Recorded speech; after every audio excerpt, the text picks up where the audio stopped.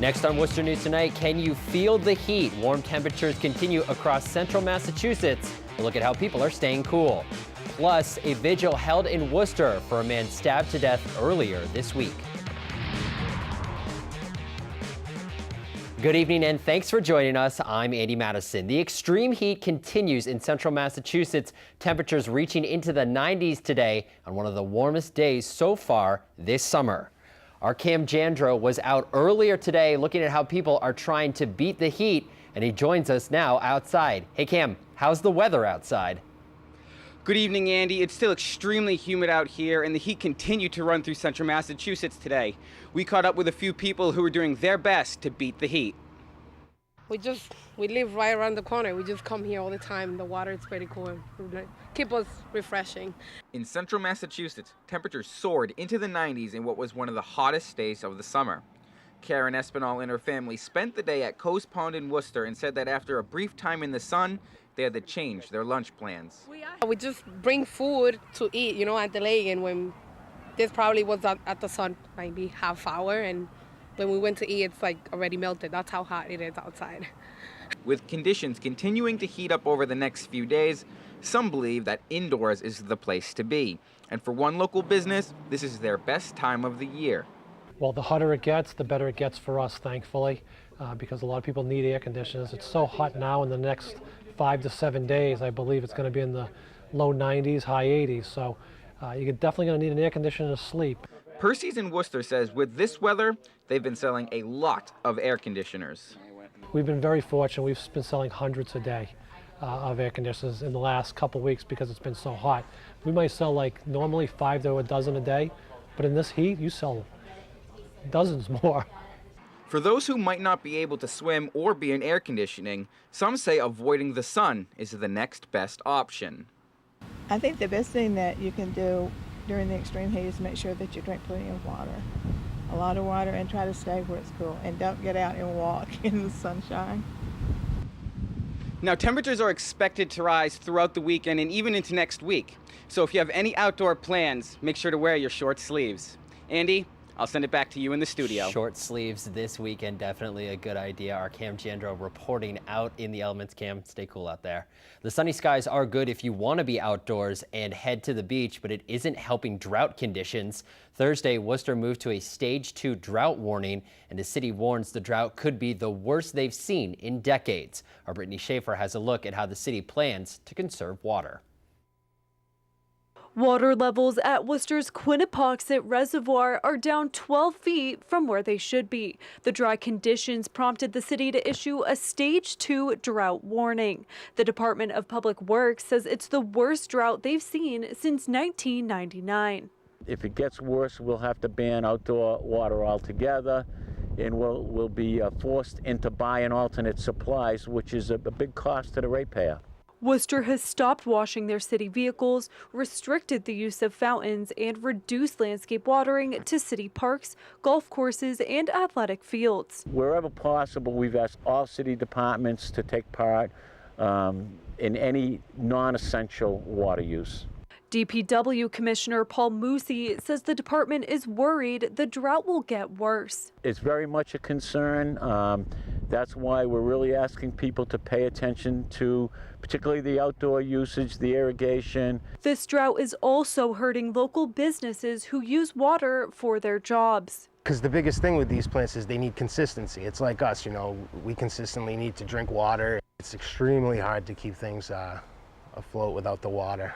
Peroni Landscaping would usually advise their customers to water their grass 2 times a day. But with the drought warning, they're seeing a lot of dead grass. It's definitely taking a toll on us too because, with the plantings and everything, you rely on water to preserve them and keeping them alive. I've never wished for rain so much in my life. Brittany Schaefer, Worcester News Tonight. The hot weather also bringing out mosquitoes in full force, raising concerns about the West Nile virus. State health officials report the West Nile virus was found in mosquitoes in Worcester, Auburn, and Millbury. The town of Grafton posted these helpful reminders to help keep you safe. They're easy to remember. It's the 5 Ds. DEET, which is a chemical and bug repellent. Experts say you should look out for it. Limit outdoor activity between dusk and dawn. Dress in long sleeves and long pants to cover skin, and drain any standing water lingering near your home. Family and friends gathered tonight for a vigil held in memory of a Connecticut man stabbed to death earlier this week in Worcester. Lee Arthur Daniels was in the city earlier this week to pick up his daughter and was reportedly getting food when he got into an argument with a man who stabbed him. Tonight's vigil was held in the YMCA parking lot where his body was discovered. We spoke with his wife, who is separated from Daniels, and she remembers him as a good father who had a lot of friends and a sense of humor. I feel like my heart got ripped out of my chest, and I don't know, it's just empty. He's a good guy. He would give the shirt off his back to anybody. No arrests have been made in connection with the stabbing. Police are continuing their investigation.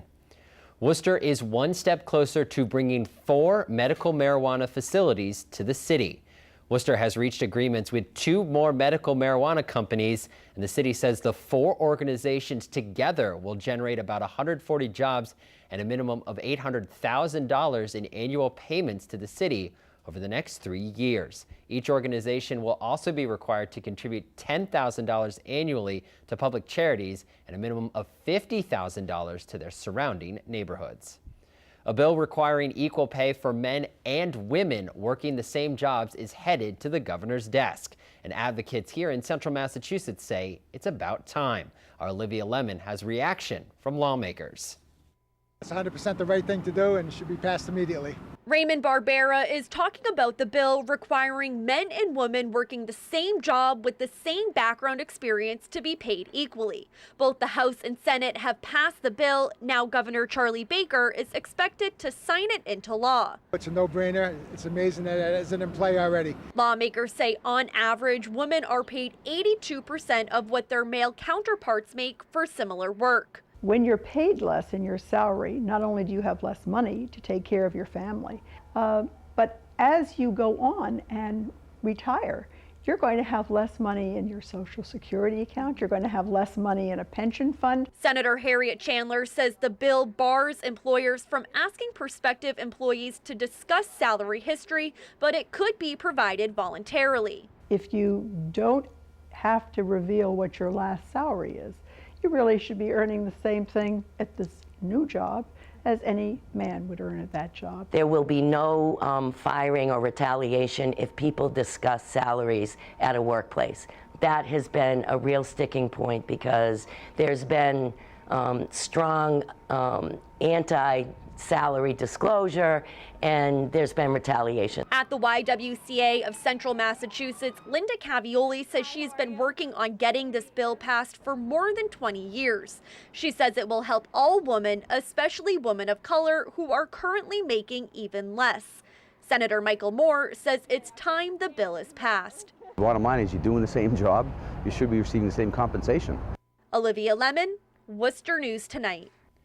State police add 6 fugitives to its most wanted sex offenders list, and 2 of them have ties to the Worcester area. Pedro Munoz and Miguel Villegas are wanted for failing to register as sex offenders. Both were previously convicted in Worcester County for rape of a child. They are considered high-risk Level 3 sex offenders. Anyone with any information on these 2 men or anyone on the list is asked to contact the State Police Violent Fugitives Unit at 1-800-527-8873.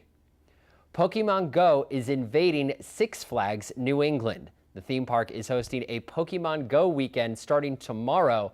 Players of the popular game can play at Six Flags and take advantage of Pokemon Go themed special events.